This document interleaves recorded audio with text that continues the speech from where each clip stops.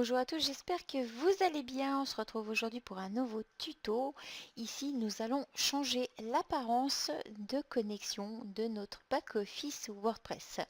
Je crois que cette extension fonctionne aussi sur un espace membre, si vous avez un espace membre sur WordPress, pour que les personnes puissent se connecter. Donc vous pourrez aussi modifier. J'ai pas fait le test, mais il me semble que oui. Je devrais peut-être tester sur un de mes sites où j'ai un espace membre, tout simplement, mais normalement elle devrait fonctionner. Voilà, alors d'apparence, elle ressemble par défaut à ceci quand vous vous connectez à votre back-office WordPress. Et nous allons faire ceci aujourd'hui. Nous allons simplement modifier, tout simplement, hein. J'ai juste mis des images à la va-vite. J'ai juste fait quelque chose à la va-vite pour pouvoir vous montrer comment installer tout ça. C'est une extension qui est gratuite et vous verrez, elle est en français. Elle est très facile d'utilisation et c'est très rapide. Après, vous verrez, rien de bien compliqué. Voilà, alors on va aller directement sur le site. Donc ici, j'ai un site tout beau, tout neuf. Donc c'est pour ça qu'il me demande une mise à jour. Donc c'est pas grave, hein, rien de bien sorcier. Vous allez aller directement dans extension ajouter. On va aller simplement ici dans la barre de recherche. Nous allons taper login dashboard tout simplement. Voilà. Et c'est celle-ci, c'est Eardon Costume Logging on Dashboard, tout simplement. Vous pouvez regarder quelle a été la dernière fois qu'elle a été mise à jour il y a 6 mois. Donc faites quand même attention, hein, parce que si elle n'a pas été mise à jour récemment ou si elle est marquée non testée avec votre version WordPress, vous risquez d'avoir des petits bugs. De temps en temps, ça arrive, ça m'est arrivé avec une extension. Mais je sais qu'en général, enfin, ils étaient un petit peu en retard pour faire la mise à jour, donc je l'ai juste désactivée. Vous n'avez pas besoin de la supprimer, il suffit juste de voir quand ils font les mises à jour tout simplement. Alors ici, on va l'installer tout simplement. Voilà, on va l'activer. Ne vous inquiétez pas, je mettrai le lien directement dans le descriptif en dessous de cette vidéo. Et si vous n'êtes toujours pas abonné à ma chaîne YouTube pour des tutos, stratégies et tout autre, eh bien vous pouvez vous abonner.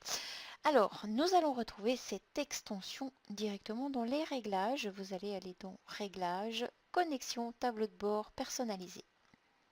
Voilà. Je vais déjà ouvrir tous les onglets. Hop, voilà. Comme ceci. Vous voyez qu'il y en a pas mal. Comme ceci. Voilà. Alors, pour commencer, nous allons ici mettre... ici, c'est l'entrée les réglages du tableau de bord. Ça, c'est quand ces réglages sont envoyés quand un utilisateur ou un administrateur se connectera à au tableau de bord de WordPress, tout simplement. Donc ici, je vais mettre le nom de mon site. Oh, bah, il a gardé les sauvegardes. Alors voilà, comme ceci, comme ça, j'ai pas besoin d'écrire, ça va plus vite. C'est plus rapide, c'est pas plus mal. Alors ici, la couleur de fond de l'écran, donc je vais vous montrer simplement, on va aller ici, je vais rafraîchir une fois que vous avez installé cette extension, elle ressemble à ceci. Par défaut, c'est à ceci que ça ressemble et nous allons tout modifier.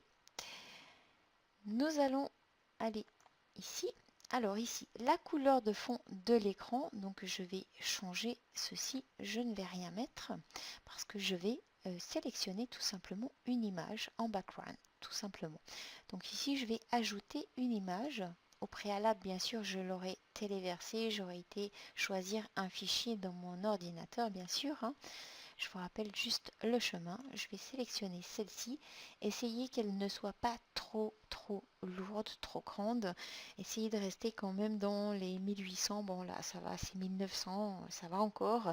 Mais pas dans les 3, 4000 ou 5000 pixels. C'est beaucoup, ça risque de ralentir votre site. D'accord?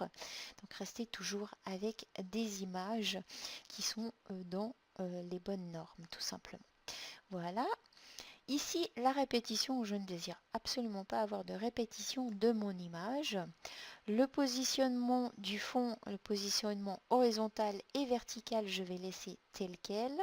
La taille, je ne vais pas changer, je vais laisser en auto, tout simplement. Si vous voulez plus d'infos, vous pouvez toujours cliquer sur plus d'informations.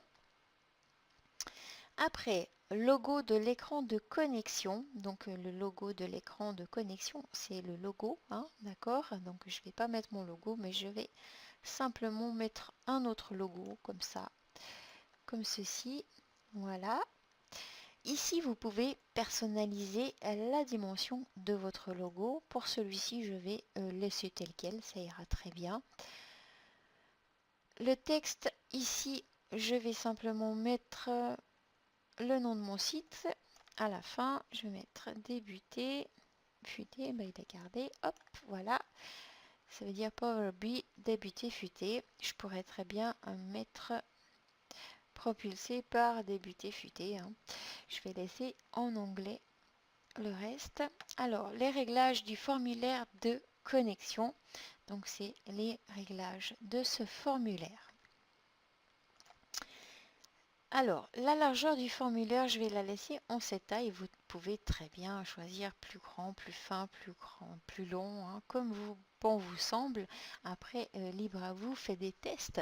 Par contre, si vous voulez voir à chaque fois vos modifications, je vous conseille d'ouvrir un autre navigateur pour pouvoir bien voir vos changements et à chaque fois bien sûr enregistrer. Ça ne se fait pas automatiquement, il faut chaque fois enregistrer. Ici, chaque fois que vous allez cliquer sur enregistrer, certains onglets vont se refermer. Donc regardez bien où vous êtes dans simplement dans l'onglet que vous êtes. Ici on est dans l'onglet réglage de formulaire de connexion. Je vais laisser les mêmes dimensions. Ici, c'est la bordure. Je peux choisir la bordure. Je vais la laisser telle qu'elle.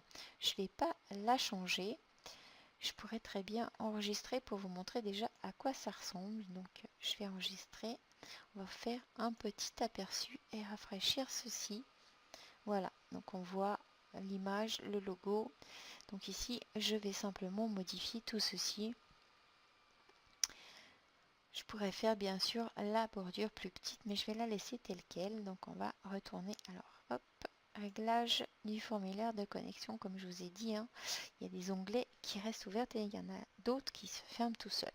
Je vais laisser en solide, d'accord. Je vais laisser sur 4. Je pourrais très bien mettre sur 2 pour mettre un tout petit peu plus fin. Là, je vais choisir une couleur de bordure. Donc, je pourrais choisir une couleur de bordure. Je vais lui mettre... je pourrais lui mettre du rose, pourquoi pas. On va essayer de mettre du rose pour pas être la même chose qu'avant.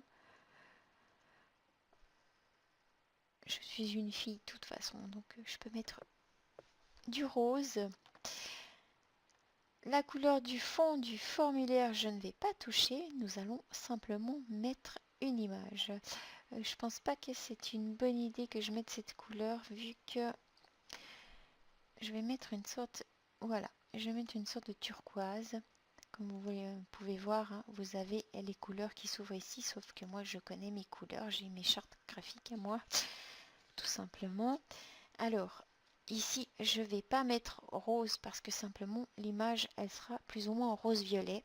Donc ici, si vous voulez changer la couleur de votre formulaire, c'est ici. Vous pouvez même flouter, d'accord.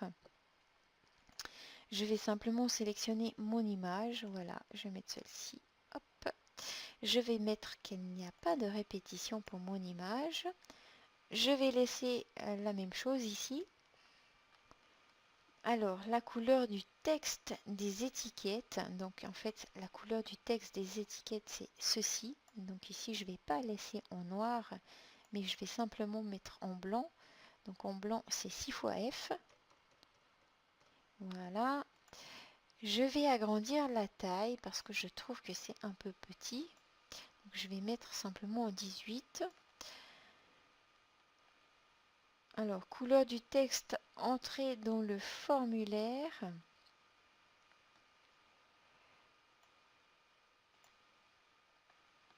Je vais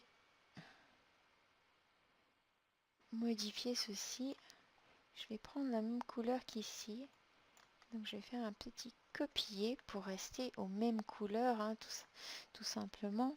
C'est bien de rester aux mêmes couleurs pour pas avoir des couleurs différentes. Voilà.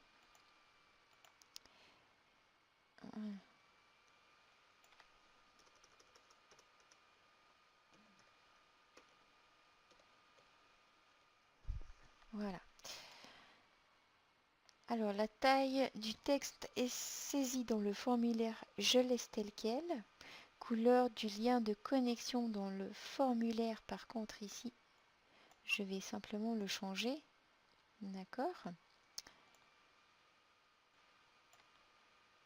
Je vais mettre en blanc.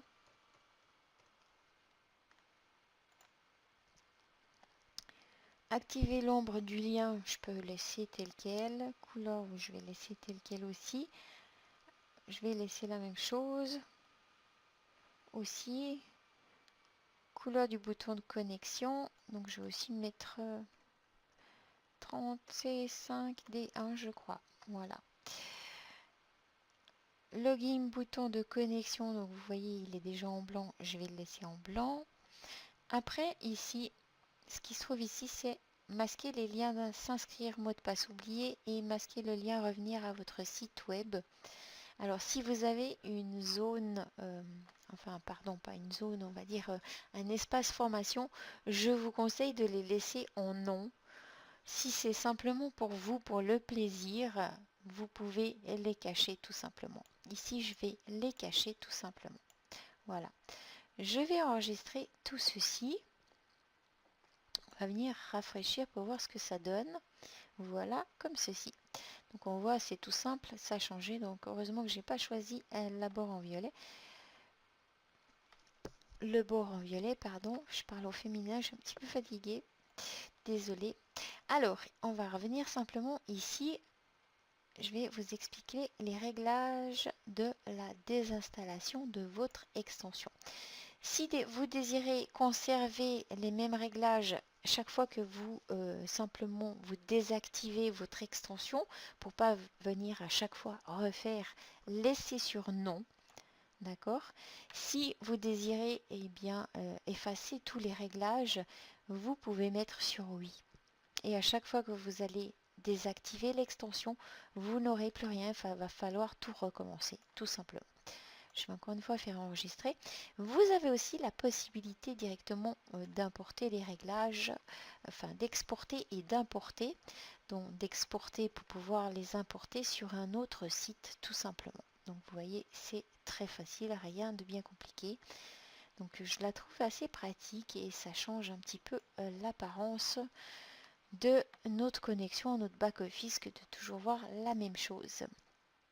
Voilà, j'espère que ce tuto vous a plu. C'était un tuto easy, facile. Donc rien de bien sorcier, juste pour le plaisir. Quant à nous, eh bien, on se retrouve dans un prochain tuto. À bientôt les amis. Bye bye.